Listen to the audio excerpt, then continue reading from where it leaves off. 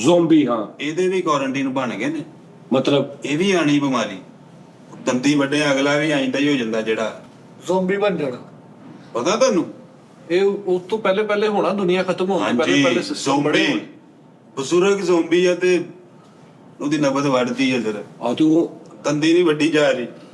ਅੱਛਾ, ਉਹ ਇਨਫੈਕਸ਼ਨ ਨਾਲ ਲੇਕਿਨ ਮਰ ਤੇ ਸਕਦੇ ਨਾ ਜ਼ੋਂਬੀ? ਨਹੀਂ, ਉਹ ਮਾਰ ਦਿੰਦੇ ਕਈ। ਜੀ ਦੰਦੀ ਵੱਢਦੇ ਨੇ, ਅਗਲਾ ਵੀ ਉਂਝਦਾ ਹੀ ਹੋ ਜਾਂਦਾ। ਅਗਲਾ ਤੇ ਉਂਝਦਾ ਹੀ ਹੋ ਜਾਂਦਾ। ਹਾਂ, ਸਹੀ ਗੱਲ। ਇਹਨੇ ਇੱਕ ਖਵਾਜਾ ਸਰਾ ਜ਼ੋਂਬੀ ਨੇ ਵੱਢ ਲਿਆ ਤੂੰ ਇੰਜ ਚਿੰਬੜ ਰਿਹਾ ਹੈ ਤੇ ਠੀਕ 15 ਮਿੰਟ ਬਾਅਦ ਇਹ ਵੀ ਇੰਜ ਉੱਠਿਆ। ਸੋਹਣਾ। ਉਹਨੇ ਕਿਹਾ ਆ ਜਾ, 2 ਹੋ ਗਏ, 4 ਹੋਰ ਕਰੀਏ ਤੇ ਇਵੈਂਟ ਤੇ ਜਾਣਾ। ਜ਼ੋਂਬੀ ਮਹਿੰਦੀਆਂ ਤੇ ਜਾ ਰਹੇ। ਆਹੋ। ਨਹੀਂ ਵੀ ਓਡੀ ਮੋਛਾ ਭਾਈ ਦੀ ਇੰਜ ਕਰਕੇ ਪਗੜੀ ਬਣੀ, ਉਹਨੂੰ ਖਵਾਜਾ ਸਰਾ ਨੇ ਵੱਢ ਲਿਆ। ਥੋੜੀ ਦੇਰ ਬਾਅਦ ਵੱਡੀ ਮੁੱਛ ਨੂੰ ਜਾਂਦੇ ਨੇ। ਸੱਜਣੋ, ਜਿਵੇਂ ਇੱਕ ਗੱਲ ਮਸ਼ਹੂਰ ਹੈ, ਹਿਟਲਰ ਦੇ ਦੌਰ ਕਿੱਡਾ ਸਖਤ ਸੀ। ਹਾਂ, ਸਿਰਫ ਹੋਰ ਚ ਇੱਕ ਬੰਦਾ ਬਚਿਆ ਜਿਹੜਾ ਪ੍ਰੈਸ ਦੀ ਨੰਬਰ ਪਲੇਟ ਲਾ ਕੇ ਫਿਰਦਾ ਸੀ। ਨਿਊਜ਼ ਚੈਨਲ ਦੀ ਉਹਨੂੰ ਹਿਟਲਰ ਨੇ ਹੱਥ ਨਹੀਂ ਪਾਇਆ। ਗੱਲ ਸਹੀ ਕਰ। ਉਹ ਸਹੀ ਗੱਲ, ਉਹਨੇ ਸਟਾਰਟ ਨੰਬਰ ਪਲੇਟ ਤੇ ਲਿਖਾਇਆ ਹੋਇਆ ਸੀ। ਉਹ ਜੈਨ ਉਹਨੇ ਨੰਬਰ ਪਲੇਟ ਲਾਈ ਸੀ ਪ੍ਰੈਸ।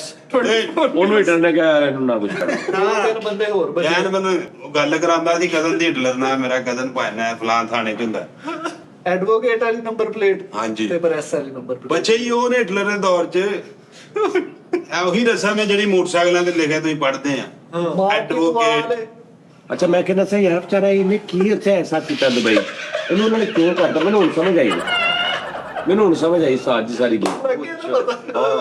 ਇਨਫੋਰਮੇਸ਼ਨ ਦਿੱਤੀ ਤੁਹਾਨੂੰ ਹਿਟਲਰ ਦੇ ਦੌਰ ਦੀ। ਮੈਨੂੰ ਸਮਝ ਲੱਗ ਗਈ। ਮੈਨੂੰ ਵਜ੍ਹਾ ਸਮਝ ਆ ਗਈ। ਇਹਨੇ ਉੱਥੇ ਵੀ ਇਨਫੋਰਮੇਸ਼ਨ ਇਹਨੇ ਕੋਈ ਗੱਲ ਐਸੀ ਕਰਤੀ ਆ, ਉਹਨਾਂ ਨੇ ਕਿਹਾ ਚੱਲ ਓਏ। ਲਓ ਜੀ, ਆ ਇਨਫੋਰਮੇਸ਼ਨ ਗਲਤ ਹੋਵੇ ਨਾ। ਯਾਰ ਉਸਤਾਦ ਜੀ, ਮੈਨੂੰ ਉਸ ਗੱਲ ਦਾ ਬੜਾ ਮਜ਼ਾ ਆਇਆ। ਉਸਤਾਦ ਜੀ ਕਹਿੰਦੇ ਯਾਰ ਉਹ ਅਰਬੀ ਨੇ ਆ ਕੇ ਕਿਹਾ ਕਿ ਕਈਆਂ ਦਾ ਢੂੰਡ ਲੈ ਤੇ ਉਹ ਢੂੰਡਣ ਲੱਗਦਾ ਤੇ ਕੁਝ ਲੱਭਦਾ ਵੀ ਨਹੀਂ। ਉਹਦੇ ਨਾਲ ਆ ਮਜ਼ਾ ਆ ਕਿ ਯਾਰ ਤੇ ਢੂੰਡ ਪਤਾ ਲੱਗਾ ਇਹਨੂੰ ਕਿਉਂ ਕੱਢਿਆ। ਹਾਂ, ਨਹੀਂ ਸਹੀ ਗੱਲ। ਇਹਨੇ ਕੋਈ ਪੋਸਟ ਇਦਾਂ ਦੀ ਪਾਈ ਹੈ, ਉਹਨਾਂ ਨੇ ਪੋਸਟ ਪੜ੍ਹੀ, ਉਹਨਾਂ ਕਿਹਾ ਇਹਨੂੰ ਕੱਢੋ ਬਾਹਰ। ਇਨਫੋਰਮੇਸ਼ਨ ਦਿੱਤੀ। ਲਾਲ ਬੇਗ ਝੂਠਾ ਨਿਕਲਿਆ ਮੇਰਾ। ਮੇਰੀ ਤੇਰਾ ਲਾਲ ਬਿੱਲ ਸੱਚਾ ਵੀ ਨਹੀਂ ਨਿਕਲਿਆ। ਉਹਨੇ ਕਿਹਾ ਵੀ ਉਹ ਇਹ ਆ ਕਿ ਜਿੱਥੇ ਤੂੰ ਫੌਰਨ ਮਰ ਜਾਣਾ, ਉਹਨੇ 15 ਮਿੰਟ ਬਾਅਦ ਮਰ ਜਾਣਾ। ਇੰਨੀ ਕੁ ਗੱਲ ਹੀ ਆ।